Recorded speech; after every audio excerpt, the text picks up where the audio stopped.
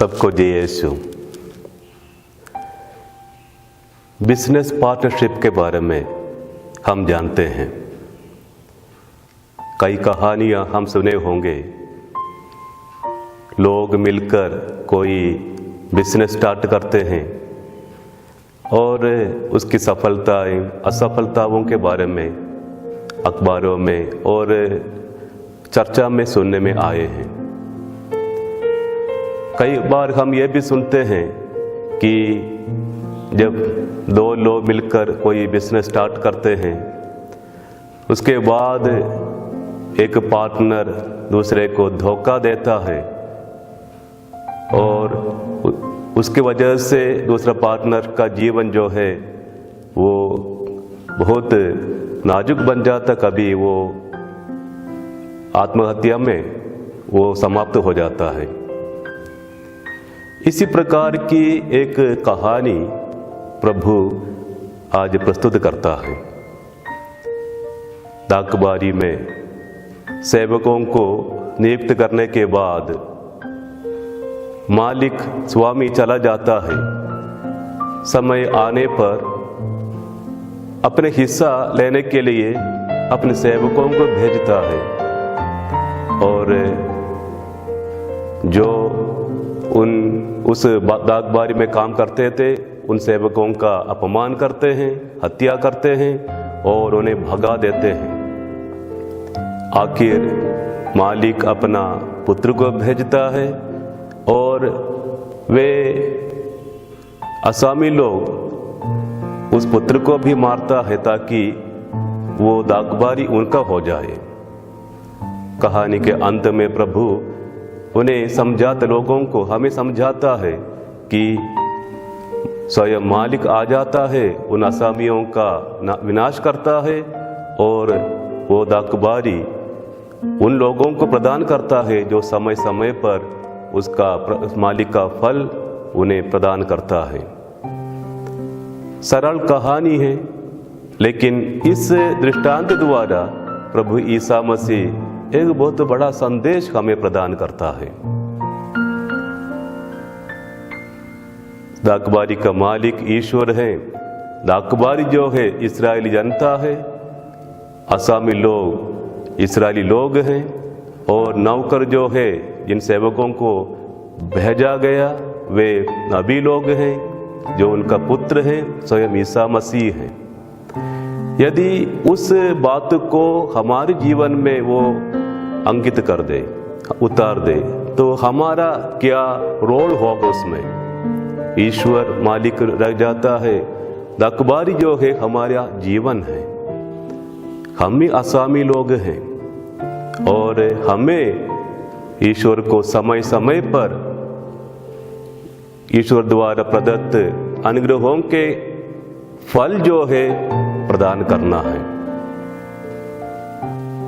एक और बात हम इसमें देख सकते हैं, ईश्वर का प्रेम, ईश्वर की सहनशीलता, इंसान के ऊपर, हमारे ऊपर ईश्वर का भरोसा, ये सब उसमें बहुत अच्छी तरह देख सकते हैं।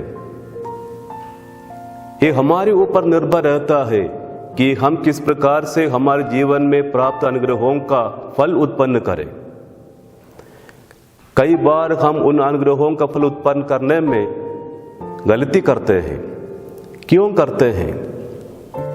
ईश्वर के अनुग्रहों का फल ईश्वर को प्रदान करने के लिए हम क्यों वंचित रह जाते हैं?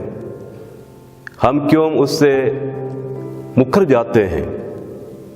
उसके कारण आज के पत्र में संत पौलुस हमें समझाता है, हमारी शरीर की वासनाओं के कारण हमारे जीवन एक प्रकार का संघर्ष है। हमारे जीवन में आध्यात्मिक संघर्ष है, मानसिक संघर्ष है, लौकिक संघर्ष है। तो इन संघर्षों के बीच जब हम रहते हैं तो हमारी लौकिकता जो है हमारे वासनाओं को और मजबूत प्रदान करता है और हमें ईश्वरीय अनुग्रहों को भूलने और उनके प्रति हमारे स्वार्थ भावना को रखने के लिए वो हमें आगे प्रेरित करता है। इसकी वजह से हम क्या करते हैं? हम अपने स्वार्थ के लिए जीते हैं, अपने लक्ष्य के लिए जीते हैं। हमारी जो पार्टनरशिप ईश्वर के साथ है उससे हम मुकर जाते हैं। उस कॉन्ट्रैक्ट को हम अपने स्वार्थ के कारण तोड़ना चाहते हैं। भले ही ईश्वर हमेशा हमारे पास आकर हमसे हिसाब नहीं लेता, लेकिन समय समय पर ईश्वर अपने संदेशवाहकों को भेजता है। उदाहरण के लिए हमारे लिए ये उपवास काल जो है वह एक संदेशवाहक है। हमारे जीवन के कर्मों का जो फल है उसका पूर्ण अकाउंट जो है हमें देखना है, और जो ईश्वर का है ईश्वर का प्रदान करना है, जो इंसान का है वो इंसान के लिए प्रदान करना है। जब हम इस उपवास काल में आगे बढ़ रहे हैं, 3 हफ्ते बीत गए, 4थे हफ्ते में हम प्रवेश कर रहे हैं। प्रभु एक और बार हमारा जीवन को मनोचिंतन करने के लिए, जीवन पर मनोचिंतन करने के लिए बाध्य करता है कि क्या हम जो भरोसा ईश्वर ने हम पर रखा है उस भरोसे के अनुसार ईश्वर के प्रति हम ईमानदार हैं। जो सहनशीलता ईश्वर हमारी ओर दिखाता है, क्या उस सहनशीलता को समझकर हम ईश्वर की ओर वापस आने के लिए तत्परता दिखाते हैं, या फिर हम इन सब बातों का अनदेखी करके ईश्वर के उस न्याय के दिन के लिए हम इंतजार करें जहां हम बाहर निकले जाएंगे और हमारा विनाश के लिए हम स्वयं जिम्मेदार बन जाएंगे।